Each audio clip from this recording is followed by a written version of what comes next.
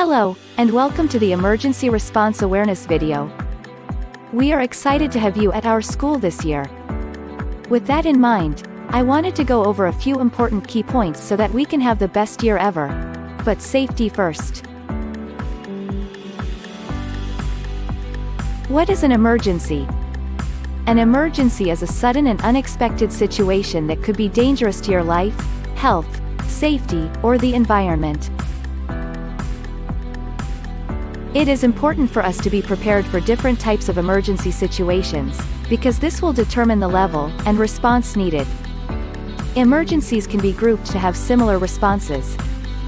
We will touch on this in the emergency response procedures, and the different level of emergencies. For now, let's just go through the phases that we considered during the planning of our emergency response plan. Let's first chat about mitigation. This is where we looked at what we can implement before, during, or whilst in recovery from an emergency, to reduce the effect. Moving on to preparedness. Here we looked at what and how will assist us to be prepared in case it happens, and before it happens. Who needs to do what, and where do we go? This is why we have an emergency response team dedicated to assist. Let's look at response. When we have done practice drills, we can see if everything went as planned during a simulation of an emergency situation. We will be able to see if we need more training, or resources to improve our response. And lastly, recovery.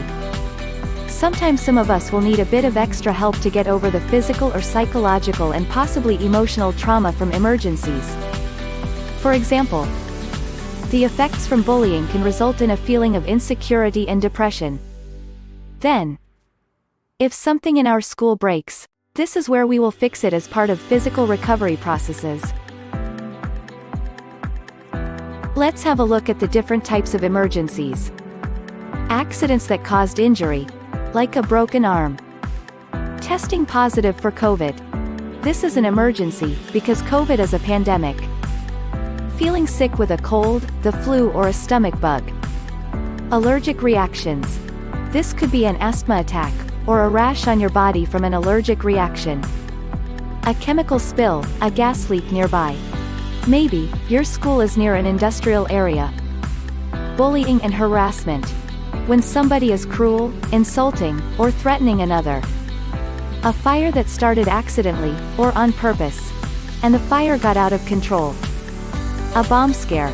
This is not common, but a possibility. Extreme weather could require you to stay indoors, or seek shelter. Then lastly, criminals.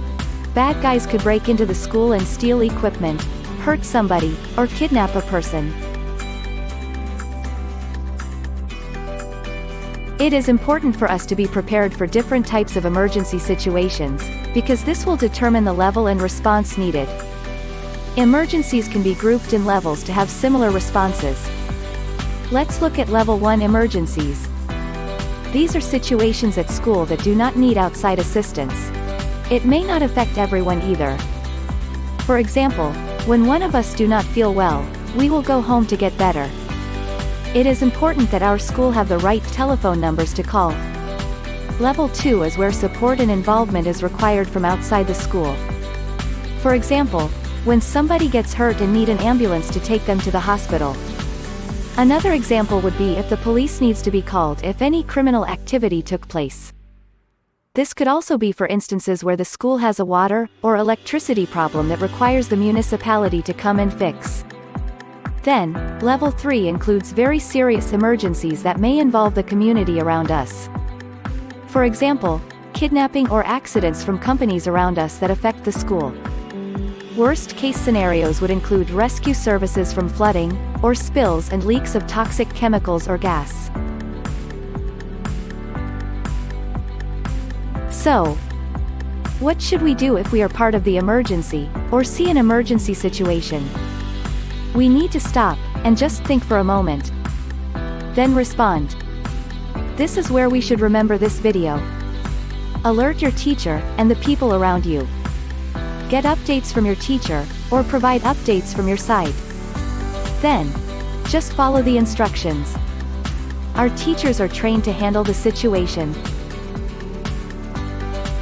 Next, we are looking at what our teachers do when there is an emergency. Our teachers let the emergency response coordinator know what type and level of emergency it is. With this information, the correct response procedure can be followed. We will go into a bit more detail concerning these procedures later. What is very important to know is that our teachers will always let parents or guardians know when an emergency affects a learner. After they know what procedure to follow, they kick it off immediately. Next step is for parents or guardians to be contacted, and staff to assist the teachers with this process. If part of the process includes collection of a learner, the parents or guardians will be informed to make transport arrangements. Our teachers are required to remain at school until released by the emergency response coordinator. Teachers shall be responsible for the supervision of all the learners, and shall remain with them until directed otherwise. And this decision can only be made by the emergency response coordinator. Teachers shall do roll call during the response, and conclude by marking the learners off on collection. Depending on the scenario, in some cases, learners can go back to class, and continue with a normal day once the emergency is under control. When there is an emergency, our emergency response coordinator will decide which emergency procedures to implement, based on the situation, which will place the emergency in the type and level category. We have implemented 6 universal emergency procedures, which is a set of standard and clear directives that may be implemented across a variety of emergency situations. And then we have our own procedure that is specific to our school. Let's look at these procedures. We can start with the most common one, the evacuation procedure.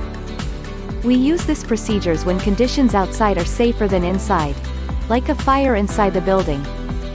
When we hear the announcement or the alarm, we take the closest and safest way out. These routes are displayed on our floor plans on notice boards. We must all assist those needing special assistance, like people with disabilities or injured people. Do not stop for learner or staff belongings. Go to the designated assembly area displayed on notice boards. Then check for injuries. The teacher or emergency response team member will then take attendance roll call. Now, let's look at the shelter-in-place procedure. This is needed in external gas or chemical release scenarios. When the announcement is made, or alarm is sounded, immediately shepherd learners into the nearest available classroom or other safe area. Assist those needing special assistance. Close and tape all windows and doors. And seal gaps between bottom of the door and the floor. Take attendance roll call. It is very important to not allow anyone to leave the room. Stay away from all the doors and windows. Then, wait for further instructions. Let's look at the reverse evacuation procedure. As the name says, we use this procedure when conditions inside are safer than outside.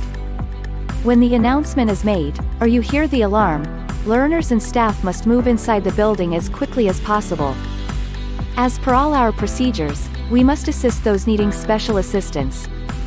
Report to the classroom, and check for injuries. Take attendance roll call, and wait for further instructions. Moving on to the severe weather safe area procedure. When we experience bad weather, we immediately think of going inside. This is exactly what this procedure is about. When the announcement is made, or alarm is sounded, take the closest, safest route to find shelter in designated safe areas displayed on the floor plan on notice boards. Occupants of portable classrooms must move to the main building to the designated safe areas. Assist those needing special assistance. Do not stop for learner or staff belongings. Close all doors. Take attendance roll call. Remain in the safe area until the all clear is given, and wait for further instructions. This is the drop, cover and hold procedure. Here we look at earthquakes, or other imminent dangers to the school building, or immediate surroundings. When the command is made to drop, we drop to the floor. We take cover under a heavy desk or table, and face away from windows. Cover your eyes by leaning your face against your arms.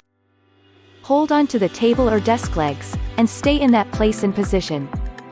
Assist those needing special attention. Roll call will be done, if it is safe to do so. We then wait for further instructions. Let's go into the detail of the lockdown procedure. This one is used to protect occupants from potential dangers in the school building. When the announcement is made, or alarm is sounded, learners are to report to their classroom or nearest designated safe area. These are the safe areas that we spoke about in the other procedures displayed on notice boards. As always, we assist those needing special assistance. Close and lock all windows and doors, and do not leave for any reason. Cover all room and door windows, providing this has been previously approved by local law enforcement authorities. Stay away from all doors and windows, and move learners towards the interior walls. Take attendance roll call, if it is safe to do so. Drop to the floor, and shut off the lights. Be quiet, and wait for further instructions. Our last procedure to discuss is the school-specific procedure.